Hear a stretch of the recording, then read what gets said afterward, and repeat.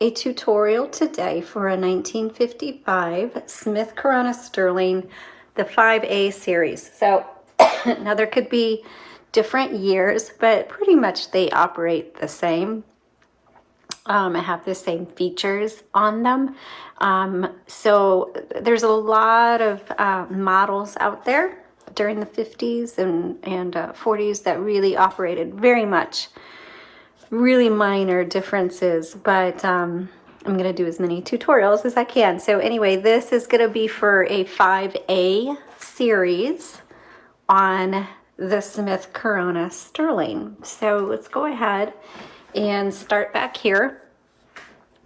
These are great typewriters, but here's the paper holder.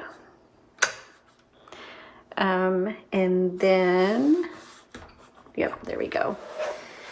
Tab is going to be underneath that back plate, so you're going to see the little keys right here, and you just pull it off, and it's on a little grooved metal bar, and so then you can just place it anywhere along that bar where you want your tab to stop.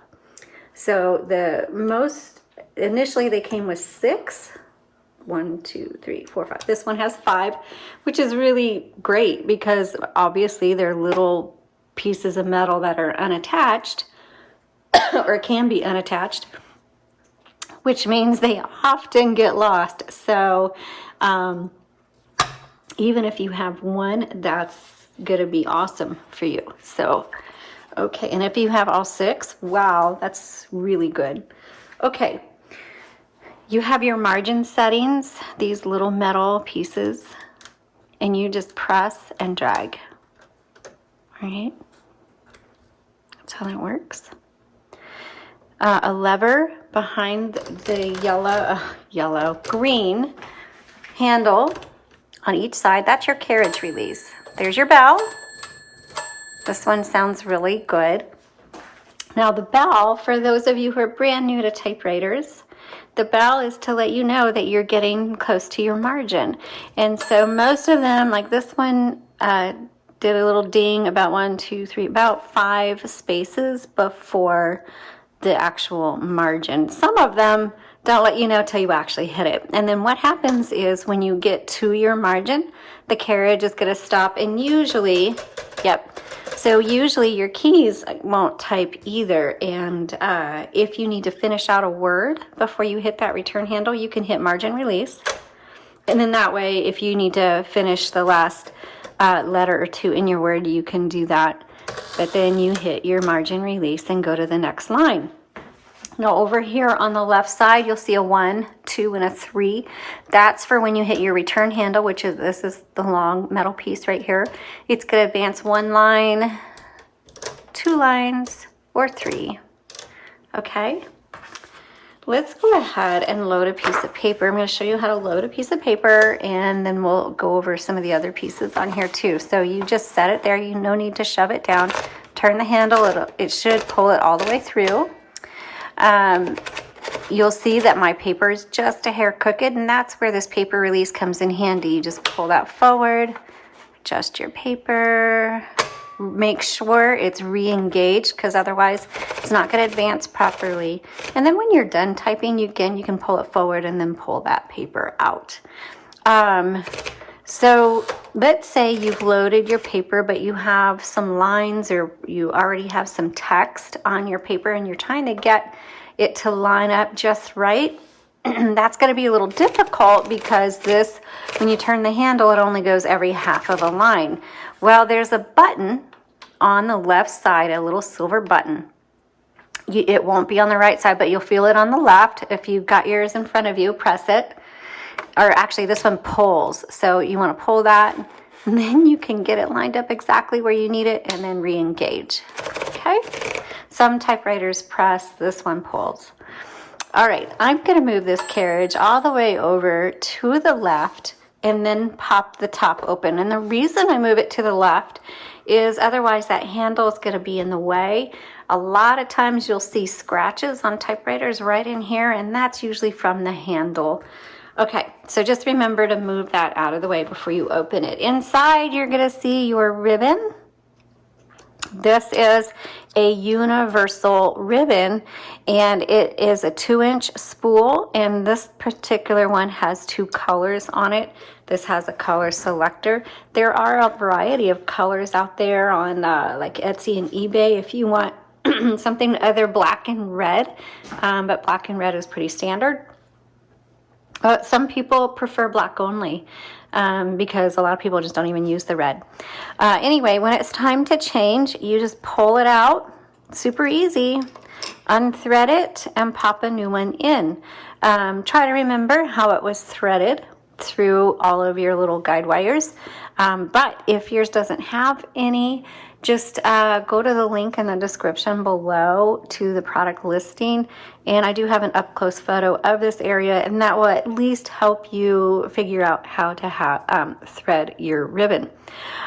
Keep in mind it's very messy, so don't have nice clothes on or don't touch anything once you're done. And then make sure there's also little guide wires right here. Okay, so also when you get to the end of the spool, it's not the end of the ink in the ribbon. So the manual reverse selector is right here. So now it's going here, or you can change it and go here. All right. Also, if you want to know how old your typewriter is or the year of manufacture, your serial number is going to be printed right here, stamped into the metal frame on the left side. Write that down. Go to typewriterdatabase.com and then you can look it up from there. Also, this ink ribbon is going to last you a really long time. So you just want to go, you'll just be going back and forth and reversing the direction until you just used up all of that ink. Now, this is a good example. This is kind of wobbly, and it's because probably there's a little pin that sticks up, and it should go in one of those holes. And I don't think I have it in all the way.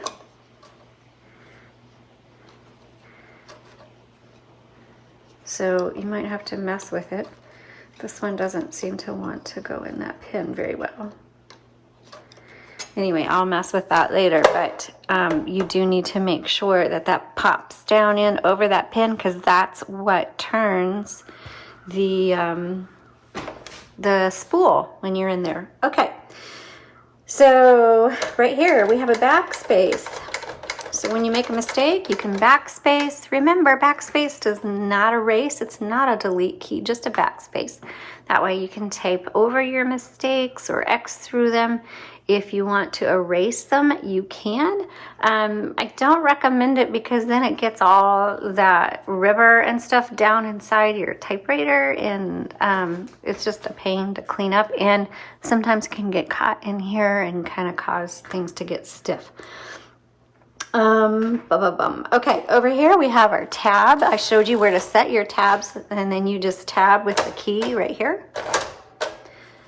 And when you get to the end of your margin, we talked about the margin release. There's that.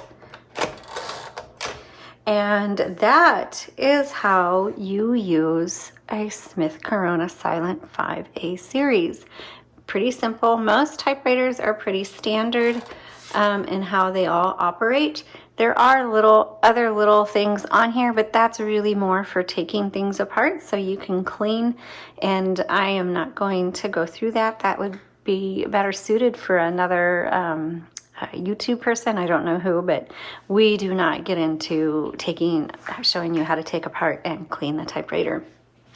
So I hope this was helpful, and that you get to enjoy your Smith Corona Sterling. One note I will say is we always keep mineral spirits and Q-tips on hand, because since they're old, a lot of grime and dirt gets in these keys, these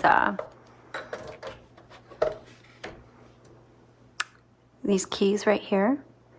And so you'll want to, and we have a video out there under typewriter tips, clean, or like we have this, and if your keys get particularly stiff, then you can, I'm not going to do it now, you can squirt kind of along in here and kind of just, do this to loosen things up. And to do that on a regular basis is really good, just to keep things nice and loose, because they will stiffen up over time just because of dust and grime, and they're old, and so they have a lot in them already, unless you're purchasing a refurbished, which we do not refurbish. We just get them into a working condition using the original parts. Refurbishers will actually take this apart. They will soak everything and get all the rust off, all the grime out. So they're taking these pieces apart and really giving them a deep clean. We are not set up to do that, nor have the experience to do that yet. But this is a way for those of you who don't have, it's quite a bit of money to get that done, who don't want to have your typewriter taken apart, is just keep cleaning it out with mineral spirits and a Q-tip, because the more you use it, the more it's going to work all of those decades of dirt out, and you just keep cleaning it out and keeping it updated and maintained. It's going to last you a long time. All right, thanks so much for watching. You all have a blessed day.